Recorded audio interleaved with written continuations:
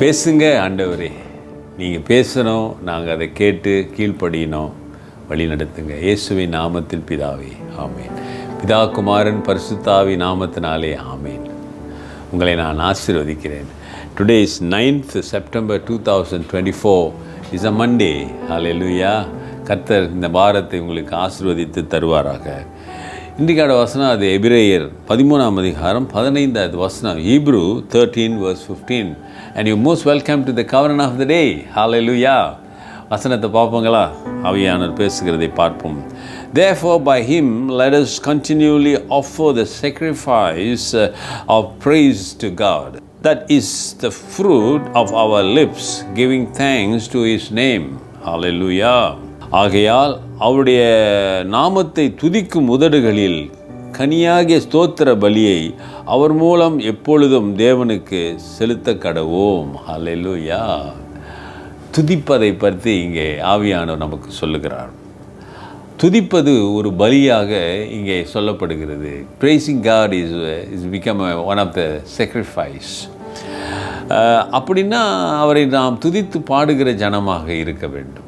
சிலர் வாயை போய் திறக்க மாட்டாங்க, இல்லாட்டி மனசுக்குள்ளே பாடுவாங்க. ஆனால் இங்கே சொல்கிறாரு, அவர் நாமத்தை துதிக்கிற உதடுகள் அது அது ஒரு தோத்திர கனி. It's a fruits. Hallelujah. It's one of the gift of the spirit, one of the gift of the fruit. பரிசுத்த ஆவின் வரங்கள் அல்லது கனிகளிலே ஒரு கனி என்னதான்? அவரை துதித்து பாடுவதுதான். ஹல்லேலூயா. தேவனுக்கு நாம் எப்பொழுதும் நன்றி செலுத்துகிற ஜனமாக இருக்க வேண்டும். அது துதிகள் மத்தியிலே செலுத்துகிறவர்களாக இருக்க வேண்டுமாம். அவர் நாமத்தை துதிக்கிற உதடுகள் அப்படின்னா அவரை துதித்து பாடுகிறவங்க என்ன செய்கிறாங்க?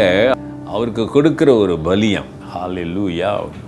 தன்னையே ஆண்டவருக்கு கொடுக்கிற ஒரு பலியின் அடையாளம் தான் துதி. It's beautiful. ஹல்லேலூயா. அருமையான சகோதரனே, சகோதரியே, ஆகவே ஆண்டவரை துதிக்கிற இந்த உதடுகள் கர்த்தர் விரும்புகிறார். ஆகவே எப்பொழுதும் ஆண்டவரை நல்லா ப்ரைஸ் பண்ணுங்க, துதித்து பாடுங்க. அது ஆசீர்வாதத்தை கொண்டு வரும். சரிங்களா? அவருடைய நாமத்தை துதிக்கும் உதடுகளின் கனியாக தோத்திர பலியை அவர் மூலமாக எப்பொழுதும் தேவனுக்கு செலுத்த கடவோம். இன் கிரைஸ்ட், கிறிஸ்துவுக்குள்ளாக. கர்த்தருக்கு பிரியமான ஜனமே, அவரை ஆவியோடு உண்மையோடு ஆராதித்து அவரை துதிக்கிற ஜனமாக மாற வேண்டும். Let us continually offer the sacrifice of praise to God. Hallelujah. And this become the fruits of our lips, giving thanksgiving. Thanks to his name. Hallelujah. ஆண்டவருக்கு நன்றி செலுத்துங்க. மறந்துடாதீங்க, உங்கள் உதடு கனி துதிக்கிறது அது பெரிய ஒரு sacrifice to the Lord. உன்னிடத்தில் அப்படிப்பட்ட ஒரு தியாக ஜெபம் இருக்கிறதா? யோசிச்சு பாருங்கள். கர்த்தருக்கு ஒப்பு கொடுங்க. இந்த காலை வேளையிலே கர்த்தர் உங்களை ஆசீர்வதித்து உங்களை துதிக்கிற ஒரு ஜனமாக, ஆண்டவருக்கு பலி செலுத்துகிற, துதி பலியை செலுத்துகிற ஒரு ஜனமாக உங்களை ஆசீர்வதிப்பாராக. நேற்று இன்றும் என்று மாறாத இயேசுவின் நாமத்தில் உங்களை ஆசீர்வதிக்கிறேன். ஜெபிப்போம். நல்ல ஆண்டவரே, துதிகள் மத்தியில் வாசம் செய்கிற ஆண்டவர், உம்மை துதிக்கிற ஒரு ஜனமாக இருக்க, உம்மை துதித்து உமக்கு தோத்திர பலிகளை செலுத்துகிற ஒரு ஜனமாக இருக்க உதவி செய்யுங்க. ஒப்பு கொடுக்கிற பிள்ளைகள் மீது உடைய வல்லமை கடந்து செல்லட்டும். உன் நாமத்தில் ஆசீர்வதிக்கிறேன். இயேசுவின் நாமத்தில் பிதாவே, ஆமேன். நமது ஆண்டவராகிய இயேசுவினுடைய கிருபை, பிதாவின் அன்பு, பரிசுத்தாவின் ஐக்கியம் உங்களோடு உங்களை ஆசீர்வதித்து காப்பதாக. என் ஆத்துமாவே கர்த்தரை ஸ்தோத்திரி, என் முழு உள்ளமே அவர் பரிசுத்த நாமத்தை ஸ்தோத்திரி.